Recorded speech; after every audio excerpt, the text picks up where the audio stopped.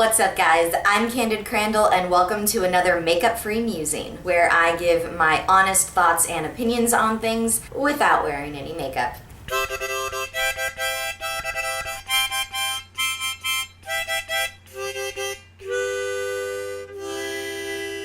Today, in honor of Mental Health Awareness Month, I am going to be talking about therapy. I myself went to therapy for about 3 years. If you've never been to therapy before, you probably have a lot of preconceived notions about what it's like and whether or not it's for you. My advice to you would be to not knock it till you try it, and also to remember that all therapists are different. Different ones may work well for you and other ones you just may not connect with. So if you also had a bad experience with a therapist and you're like, oh, that's not for me, keep in mind that it might just have been that you didn't click with that therapist. That was the case for me.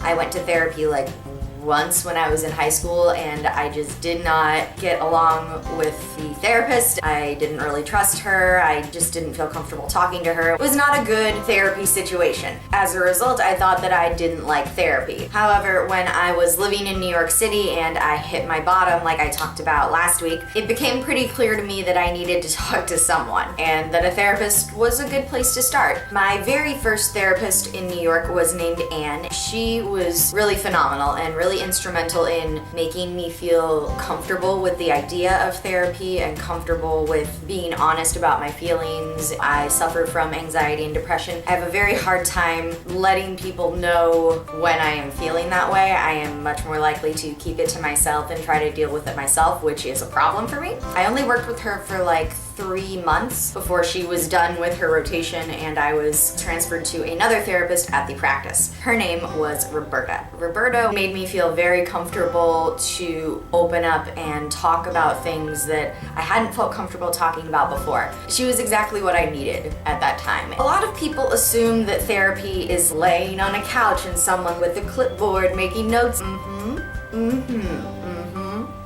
I'm sure there are some psychiatrists and therapists that do operate in that way, but not all of them do. I would go to my therapist's office and we would sit in the office for an hour, 2 chairs facing one another, and it was just a conversation, not a high pressure situation. It wasn't like you had to come in with something prepared to work on. It was just a safe space to have a conversation about what was going on emotionally that week. If you're worried about it being weird or not being sure how to talk to the person, the good ones make it very comfortable and they just want to get to know you, and it's all about you being honest about your feelings. I think the thing that is really great about a therapist as opposed to like a friend or a family member, they're like outside of your life. They don't have any expectations of you to be a certain way. Sometimes I think with close friends and family members and significant others, it can be hard to talk about some of the deeper, darker feelings, especially if you're just trying to figure out how to process them yourself. You don't necessarily want to tell them to someone who is that close to you before you've even gotten a chance to process it. A therapist is someone that you can pretty much say anything to. Sometimes it's things that you wouldn't want to say to someone's face, but that you just need to get out of your system.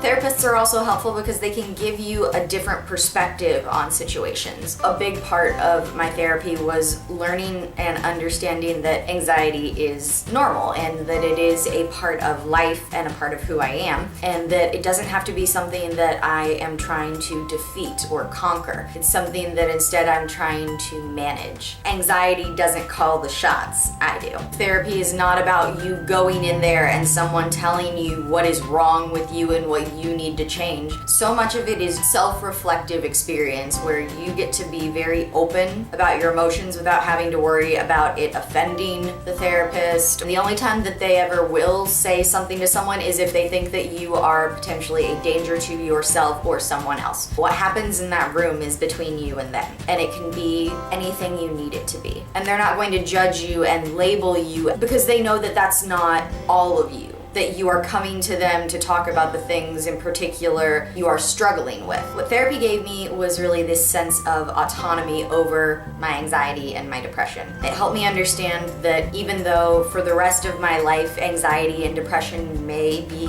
an issue for me, it doesn't have to prevent me from doing the things that I want to do. Therapy really helped me, and I am very, very thankful to have had both Anne and Roberta in my life. They were a really important part of my recovery and my process towards mental health. If you are even thinking about going to therapy, definitely check it out. There are all different kinds. You can go to group therapy if you feel more comfortable in a larger group of people, or if you're like me and you have anxiety about people, you can also have one-on-one sessions. And I'm sure that there's people that do stuff over Skype now. There's all kinds of ways to get help. Therapy is only part of the equation, but what about medication? We're gonna get there next week. I'm gonna be talking about my experiences with medication and my thoughts on that. Let me know down in the comments what some of your thoughts on therapy are. Have you ever been to therapy? I would love to talk about it with you. If you don't already, you can follow me on Twitter, Tumblr, Blogspot, and Instagram, username CandidCrandell. I put out videos every Tuesday and Thursday on my channel, so make sure you subscribe so you don't miss any of them. Thank you guys so much for watching, and I will see you again on Thursday. Bye.